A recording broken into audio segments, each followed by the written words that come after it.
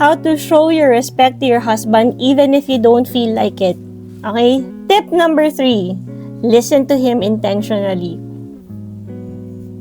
Sorry, oo. Medyo guilty rin ako dyan. Kasi, sometimes, nagkikwento yung asawa ko, tapos nag-cellphone ako habang ginagawa niya. Tapos naiinis siya, napipikon siya. And akala ko, yung asawa ko lang yun. Yung pala, madaming asawa yung gano'n. Maraming lalaki yung gano'n. Gusto nila ng focus on them while they talk, while they share. It's your way of showing him that his work, his dreams, what he thinks, it matters to you as well. Yung ibang asawa, di ba nagbabayad sila ng mga babae sa beer house para lang makinig, di ba? So, wag na natin hintayin na magbayad din sila ng ibang babae para lang makinig, okay? Sa mga gusto nilang sabihin. In short, hayaan mo na siyang bumangka sa'yo. Asawa mo naman yun eh.